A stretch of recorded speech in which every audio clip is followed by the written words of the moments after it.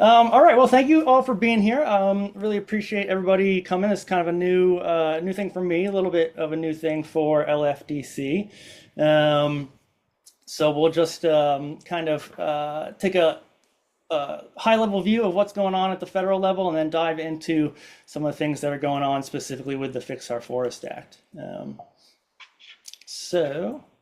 Before we dive into that, I'm the new guy in the room, I guess you might you might say. So I figured it might be good to just briefly introduce myself. I'm about a 15-year Washington resident. I've been in Kitsap County here since 2011.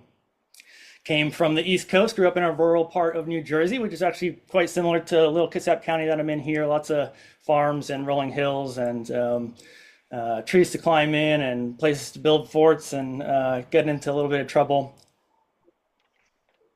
But definitely have a real strong connection with nature. Big tree nerd.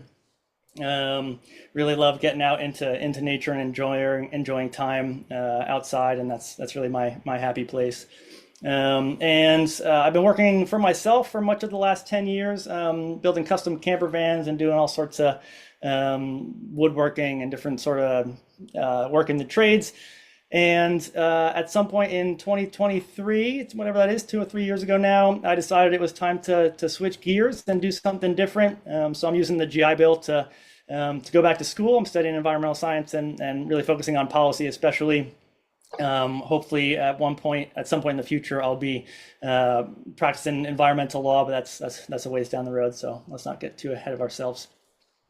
And just before we go any further, I would like to acknowledge I'm sitting right now on indigenous land.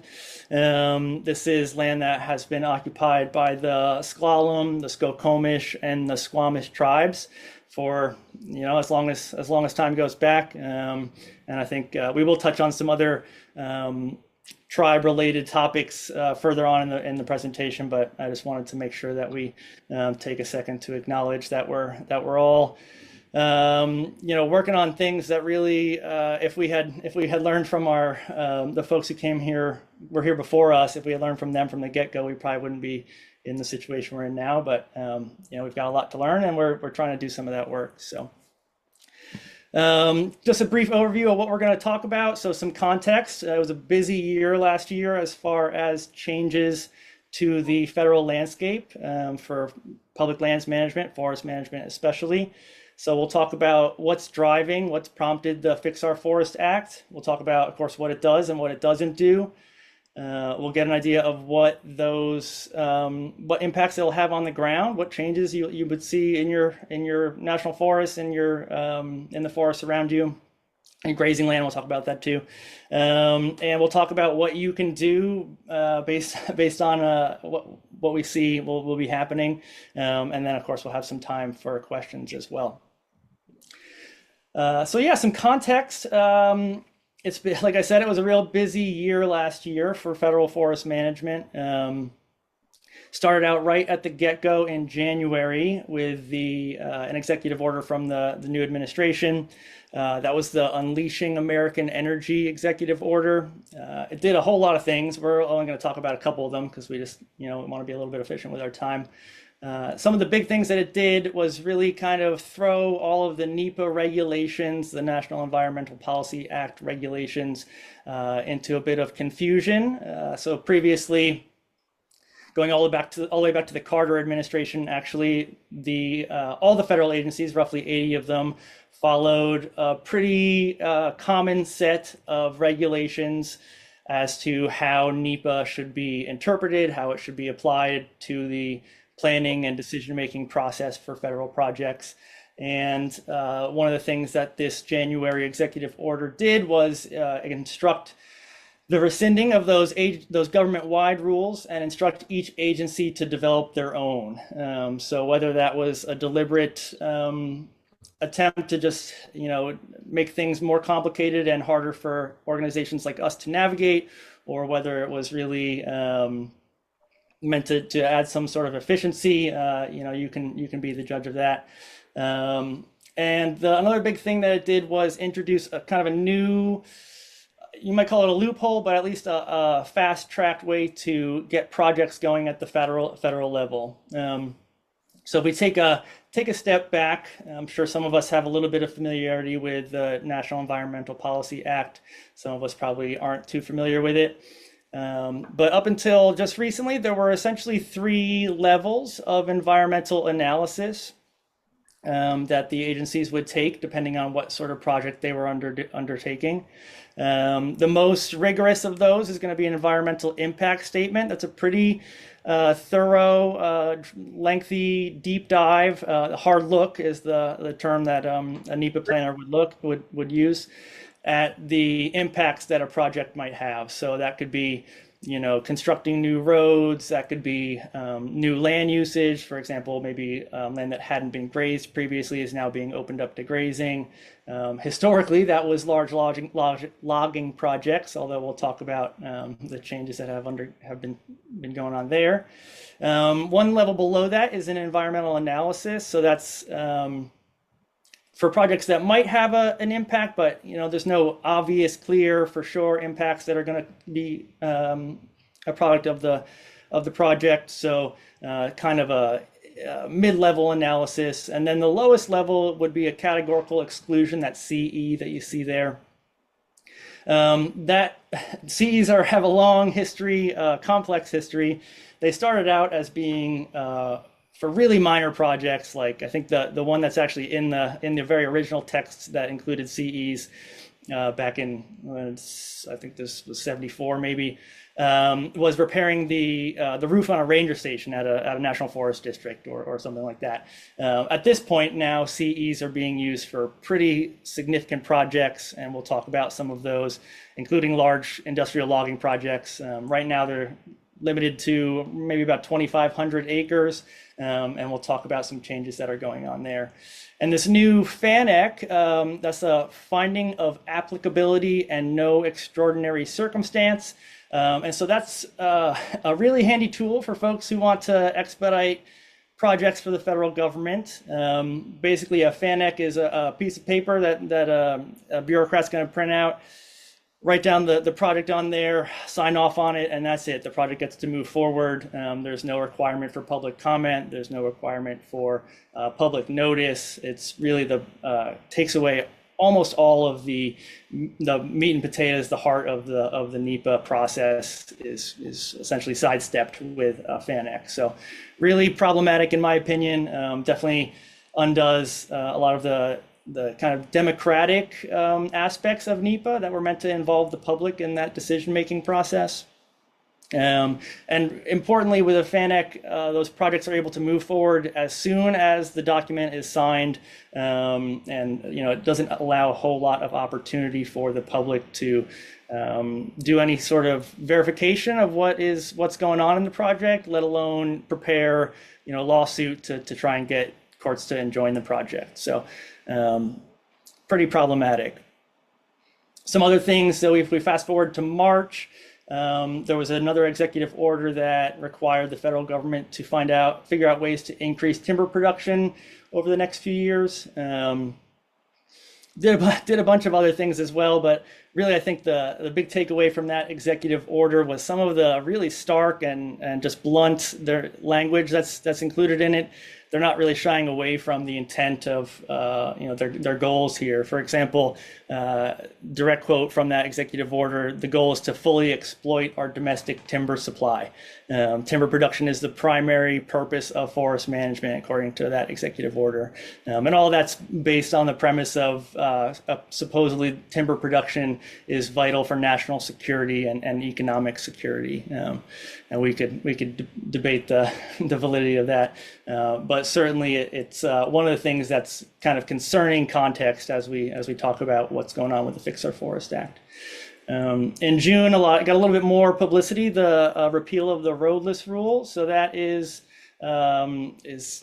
not quite finalized. We expect that to be officially rescinded sometime in the next few months, and that'll remove protections on a lot of land here in Washington and in Oregon that currently there's no logging permitted, there's no mining permitted, no new roads can be built on the inventoried roadless areas, and that's going away as well. And then if we take a step back even further, Going all the way back to the 2012 planning rule, part of the National Forest Management Act, there's been a push from the federal government to move away from really specific site-specific analysis as far as what sort of environmental impacts might occur from a project, and move towards programmatic projects. So we don't need to go into the nitty-gritty detail of what that is, but an example that I think is helpful at Mount Baker Snoqualmie National Forest right now is considering a forest-wide thinning project, which will take place over the next 30 years. So they would finalize that project probably this year, and there would be ongoing timber sales, ongoing thinning projects for the next 30 years without intensive, without scrutinous analysis for each one of those additional sales going forward. And you can just, I mean, the problems with that seem pretty obvious to me. We don't know what the environment's going to look like 5 years from now. We don't know what it's going to look like from 10 years from now. The premise that we can make decisions now that are going to be acted on 30 years from now is kind of problematic. So just to summarize some of that, less public notice, some of those EAs remove requirements for public comment and public notice. A lot of the CEs remove some of the site-specific analysis, and all of this is being justified under the guise that there's been too little active management and we need to streamline a burdensome NEPA analysis process. So, I think a lot of ecologists would probably say that too little active management is not necessarily the problem that's facing us at the moment. And we'll talk about some of the ways that's obvious. And really, like, what this boils down to is shifting away from a democratic public involvement process in how these decisions are made, and moving towards a system where really the courts and litigation are going to be one of the only tools left to intervene to stop projects that we see as being problematic in our forests and in our backyards. I think it really is important, especially when we're talking about it in the context of the environmental services, all the benefits, the clean water, the clean air, the reduced fire risk that comes with healthy forests, all the things that an intact, healthy forest does. Logging projects are oftentimes problematic in maintaining that integrity. So why are we talking about FOFA right now? Why are we talking about the Fix Our Forest Act? So there have obviously been some pretty big, significant, and damaging fires. A lot of tragic loss of life, including the camp fires in California in 2018, the fires that raged through Lahaina in Hawaii, the brush fires in Boulder, Colorado a few years ago.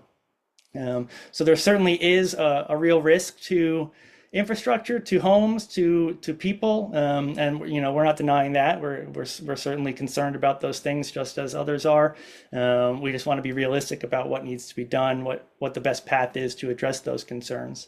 And rather cynically, this bill was actually nearly up for a vote about this time last year, and the sponsors realized that it might be hard to get this bill through without some sort of drama or catastrophe to attach it to. So they were pretty strategically hoping, maybe not hoping, but at least waiting out for the heart of the fire season, August, September, October, when a lot of those dry drought conditions and high winds come, and the fires are more likely.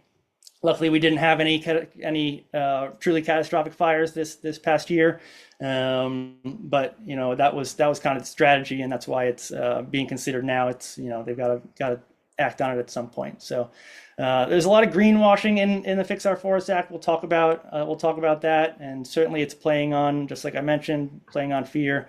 And I think really, if you take a close look, really money is probably the actual reason that this bill is coming about. But the reality, of course, is that fire is an important and normal part of forest ecology. It's one of the things that nature has evolved to keep things in kind of a steady state and keep the sort of circular chaotic succession within the forest going. So those big disruptive fires are, they are intense and scary for people, but they're also an important part of a natural landscape. So trying to eliminate the fires is pretty unrealistic, and certainly removing the trees is not a great way to prevent those fires. And we'll talk about that in a bit.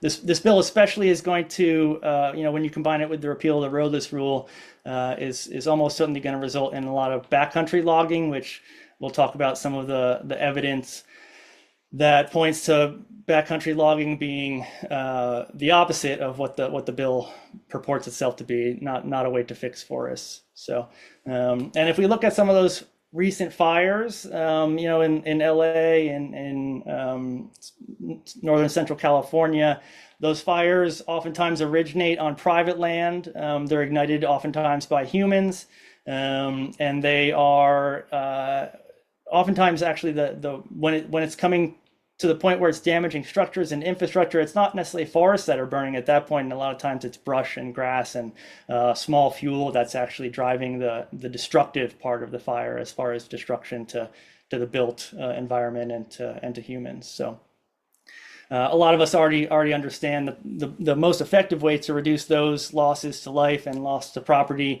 are not forestry related. Those are home hardening, defensible spaces, figuring out efficient emergency planning, evacuation routes, and notification systems, and that sort of thing. And this bill does touch on some of those things, and we'll talk about how it's weak, unfortunately, on those aspects that might actually be helpful in preventing some of the damage.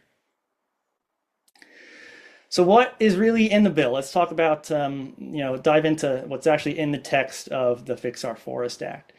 So it's all framed around the idea of a fireshed management area or a fireshed assessment. And so it's essentially a new category of land management, sort of like a wilderness area or a national forest. So it's designated by what it says in the bill that really it's the director of the agency that has the final call on that. So as we know, the directors of our federal agencies are generally political appointees, or at least they serve at the pleasure of the executive branch. So take that for what it's worth.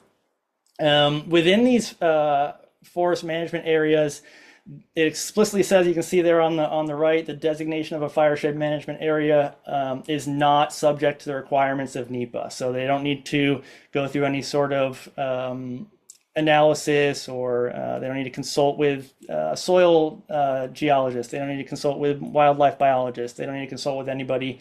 They can establish these areas and start doing what's in the bill that's allowed in these areas. So some of the really concerning parts, so it kind of frames everything as an emergency. So there's an emergency fuel reduction categorical exclusion that's already on the books. It expands that categorical exclusion from, it's actually a typo, it should be 2,500 acres to 10,000 acres. So we'll talk about roughly how many trees that might be per categorical exclusion. And as we mentioned, those CEs don't involve a whole lot of site-specific analysis. Some other really important things that the bill does: removes a lot of the requirements for public comment and input. And in fact, in some cases, it explicitly prohibits those by requiring categorical exclusions, which no longer require public comment.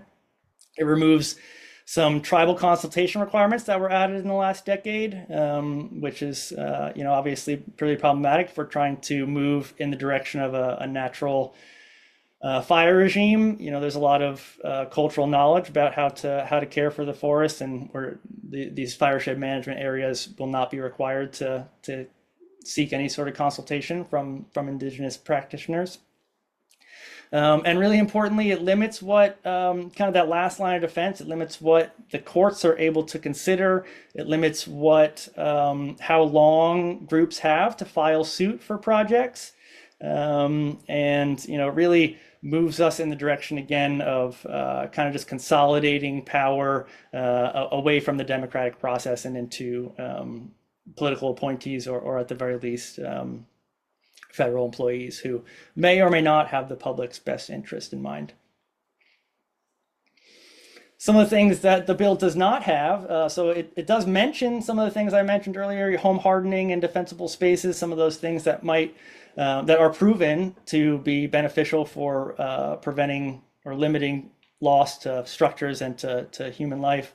It doesn't fund any of those things. It mentions them just maybe so that the sponsors of the bill can say, oh no, it does include these things, but home hardening requires resources, right? That's replacing roofs. That's intensive landscaping on properties to make sure that there's not a lot of vegetation around the house.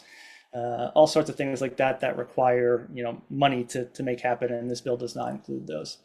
And at the end of the day, I think it's just a real flawed approach to what the bill aims to do. In the Northwest, we've benefited from the Northwest Forest Plan, now more than 30 years old, which I will say has some flaws in it. Not the gold standard, I would say, but it has done a decent job at protecting some legacy forests and pushing the forest, pulling the forest towards a more mature and natural composition and structural complexity and that sort of thing.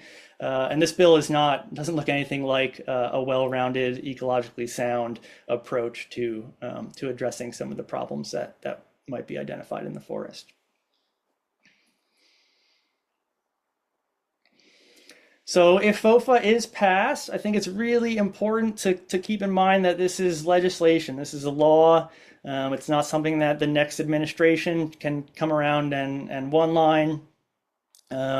It's a pretty powerful thing that will take new legislation to replace if we wanted to do anything about it. So, if we're going to push hard on something, we can push hard on projects, but I think legislation is one of the things that we really want to make sure we're doing everything we can to influence those in the direction that we think makes sense.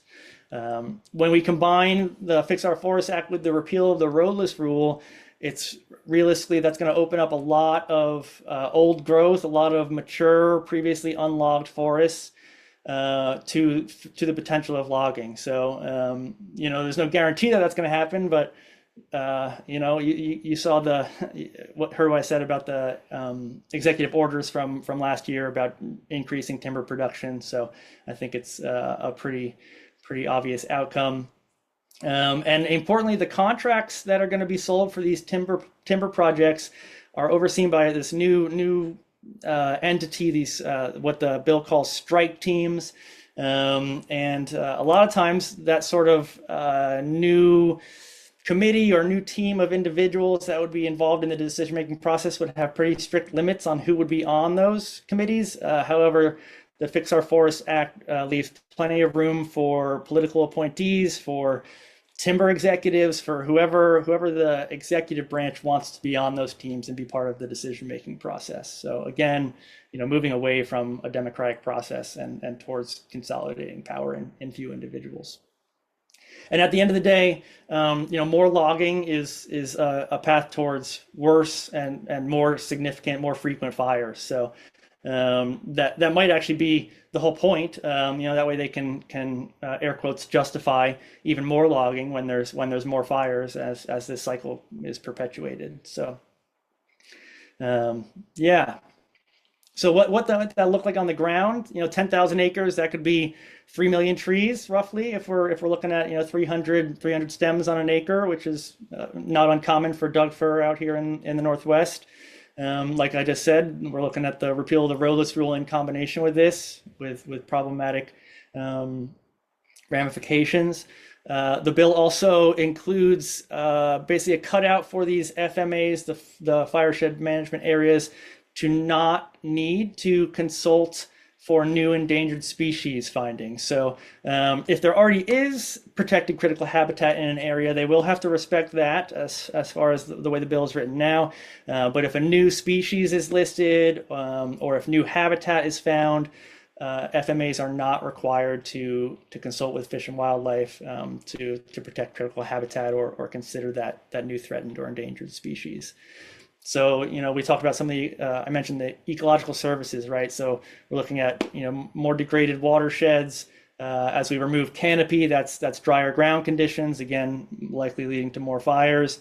And then certainly releasing carbon, right? Our forests here in the Northwest are some of the most carbon dense natural places on the planet. And so removing those forests, we're going to release a lot of carbon from the soil as those roots and microbes all start to rot and release their carbon. That's just gonna push us again farther away from the direction that we want to go. And as I mentioned, there's a lot of things either that happened through executive orders or included in this bill that limit the public involvement process and push us towards a world where the courts are one of the only ways that we're able to protect our communities from this sort of extraction. What can we do? So right now the bill has already passed the House, a version of the bill, so it's no longer in the House. And it was taken up by the Senate about halfway through last year. It actually has Democratic sponsor from California. So Senator Padilla from California is one of the co-sponsors. Haven't quite figured that one out yet, but it is in the hands of the Senate at this point. So it's actually already been voted out of committee and is at some point going to be up for a general vote. There's some possibility that it would go for a vote all on its own. That would require more votes than if they were to tie it to an appropriations bill. So we hear about, the government shut down because they're out of money. That's the appropriations bill. So a lot of times they like to sneak all sorts of other things in with those. For those folks who have been involved in this sort of thing for a few decades might remember the salvage rider of the 90s. That was the sort of thing that was just tied onto an appropriations bill and facilitated extractive logging on national land. So it is up to the Senate. And so the number one thing we can do is put pressure on our senators. So a phone call is probably the most convenient and effective way to do that. The Senate's in session right now, so you're not going to find Murray or Cantwell in Olympia or in their Seattle office. So a phone call is going to be the way to do that. It doesn't really make a whole lot of difference if you call their DC office or their Seattle office or you'll get through to a staffer or voicemail one way or another. But that phone call is going to be a lot more effective than an email, which a lot of times they kind of just aggregate those emails. I wouldn't be surprised if nowadays they're using AI to do that. And so your personal, your voice is going to be totally lost in an email, or maybe not totally lost, but it's a lot less powerful than making a phone call and talking to a staffer. So number one thing, obviously, we want vote no on, want the senators to vote no on FOFA. And it's important to give some amount of justification for why you're asking that, right? So number one, there's no denying that this bill is going to facilitate logging where it hasn't been going on before and at a scale that it hasn't been going on previously. So that logging is going to have all sorts of negative consequences. Like I talked about, removing the canopy is going to dry out vegetation, increase wind speeds, more carbon, more warming. So really just moving us in the opposite direction that we want to go. And what we really need to address some of these problems is more mature forest rather than less forest altogether. So I think it can be pretty intimidating to call a senator. Just remember, you're almost certainly going to be talking to a volunteer at one of their offices who's hoping to one day work in politics, and they're passionate about that work, so they're happy to hear your calls. I've been on the phone with both offices in the past month, making legacy forest defense position known to them.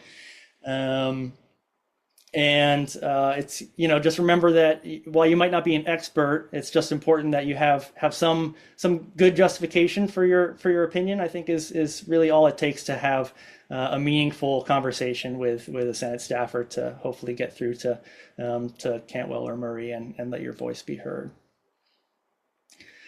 If we want to even take a step back even further, we can look at some of the bigger changes that we'd like to see in forest management at the federal level. And so here's a few more talking points that you might consider emphasizing. Really, I think one of the things that's probably going to resonate more than anything is that democratic component, right? Small d democratic component.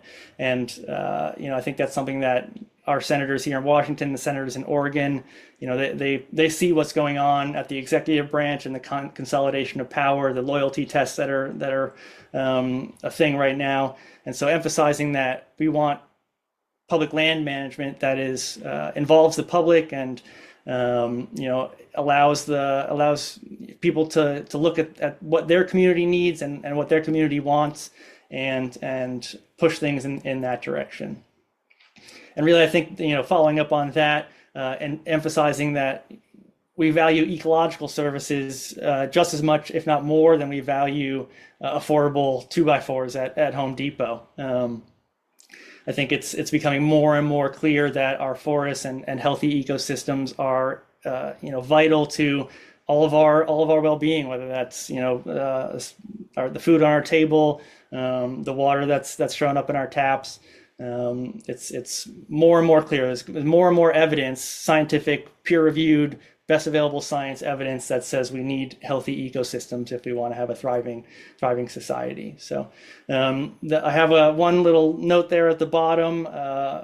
Some of us might be familiar with Dr. Dominic Della Sala. He's got a fantastic, really concise, it is several, I think it's almost 20 pages, so concise but also thorough report on the reality of wildfire, especially focusing on the American West. So it toes a good line as far as being highly scientific, but also approachable and in language that you can understand, that Senate staffers can understand, that our senators can understand.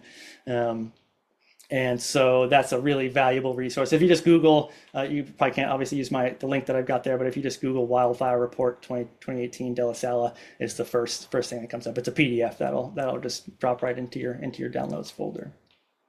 This photo here I think is worth mentioning. So that's the neighborhood in Paradise, and you can see that there's even several months after the fire. There's healthy trees, or at least surviving trees in the vicinity, and just completely leveled structures, obviously. So, the forest is not what was burning and causing these structures to burn down. It was the vegetation around the houses. It was the embers being driven from other areas. And so I think that's a pretty powerful picture to demonstrate how backcountry logging is probably not going to do a whole lot to help the situation that we're in, and what we need to be doing is addressing the structures that we want to protect and figuring out how to get people informed and educated and ready to evacuate if they're in more high frequency fire areas. It's a devastating photo, but I thought that was a pretty powerful demonstration of some of the problems with this bill. And just about my last slide here, some other things you can do if you're, if maybe you've already called. And so touching on the phone calls, actually, it's totally reasonable to call more than once. If you want to call every week and you're almost only going to get through to a different staffer each time you call. A lot of the offices have quite a few folks working there. You don't want to probably be calling every day and just be a thorn in somebody's side, but it's totally reasonable to call multiple times, throughout a month and make sure that you're able to emphasize your point. Also important to consider that the bill might end up getting significant revisions in the Senate and end up back in the House. So if you have the opportunity to contact your House members and let them know that you oppose the bill and would like them to vote no, that's certainly a helpful thing that you can do. Raising the awareness of the bill and the problems that it has. So that could be letters to the editor, that could be contacting your local county politicians and asking them to make a statement on their social media or some other way to raise awareness about the bill. They might even be, our governor certainly is going to be in touch with our senators on a pretty regular basis. So sending an email to our governor would be a valuable thing to do. There's probably not a lot of opportunity for town halls on this issue in particular, unless it ends up getting drawn out even further. There's a lot of obviously drama going on in DC right now, so the Fix Our Forest Act probably isn't a super high priority. So we were expecting it maybe to already be up for a vote at sometime in January, but with just everything that's going on, there's a good chance it'll keep getting kicked down the road, and maybe there will be an opportunity to get face to face with one of your senators or one of your representatives to let them know how you feel about the bill. Another thing that a lot of organizations like to emphasize is physical letters. That's something that can have your handwriting on it that shows that you took the time to get in touch, a more concrete way with your representatives, and that can be a really powerful tool. Those do almost always make their way onto the desk of representatives. So emails a lot of times get aggregated, physical letters generally don't. So that can be really helpful. And then, kind of shameless plug, as litigation becomes one of the only tools, supporting your local advocacy groups is going to be more important than ever. We don't have a staff lawyer that's going to be filing suit on Fix Our Forest Act or anything like that here at LFDC currently. That's something we would love to have in the future. But there are, great organizations in Oregon and obviously nationwide that are doing work on this. So if there's an organization that is going to be sending lawyers out to act on this, supporting them is a great thing to do. So, all right, that's just about everything that I've got for my slide deck